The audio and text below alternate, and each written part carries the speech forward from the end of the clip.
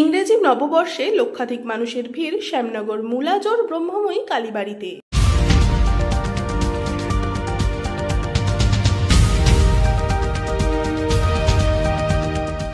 ইংরেজি নতুন বছরের প্রথম দিনেই মানুষের ভিড় উপচে পড়ল শ্যামনগরে অবস্থিত 1219 বঙ্গাব্দে প্রতিষ্ঠিত মুলাজোর শ্যামনগর কালীবাড়িতে।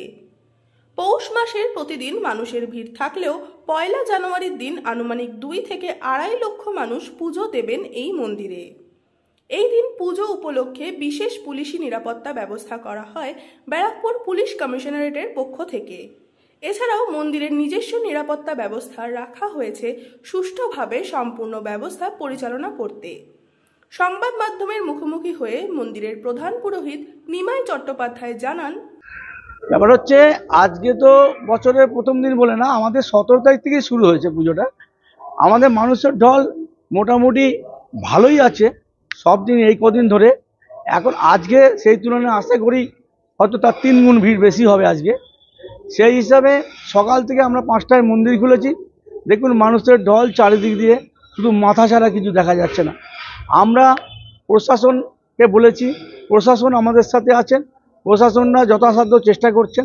আমাদের স্বেচ্ছাসেবক আছে অনেক, তারাও চেষ্টা করছে যাতে ভিড়টাকে ভালোভাবে সুষ্ঠুভাবে পরিচালনা করা যায়।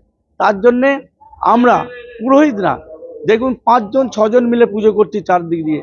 সেই হিসাবে যাতে যাত্রীদের কোনো কষ্ট না হয়, যাত্রীদের যাতে কোনো অস্বস্তি না হয়, সেই হিসাবে আমরা চেষ্টা করছি। হয়তো এরপরে বাঁধভাঙা উচ্ছ্বাস, হয়তো এরপরে হয়তো আমরা আর পারবো না লাইন ছাড়া। তখন দেখবেন হয়তো লাইন ঘুরিয়ে হয়তো 20 পাক 25 পাক হয়ে গেছে। হয়তো এরপরে আর আমরা রুখতে পারবো না। এখনো পর্যন্ত আমরা মোটামুটি একটা জায়গায় রেখেছি, লাইন মোটামুটি অল্পের ওপর রেখেছি, আর সবাই মিলে 5-6 জন মিলে পুজো করে লাইনটাকে কমানোর চেষ্টা করছি। মানে আনুমানিক এখনো পর্যন্ত ধরুন 25,000 হয়ে গেছে আনুমানিক। সকাল থেকে এখনো পর্যন্ত 25,000 ভিড় হয়ে গেছে।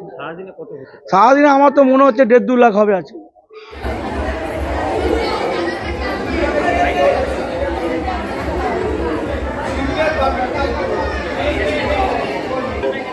আপনারা মা আপনাদের আশীর্বাদ করবেন।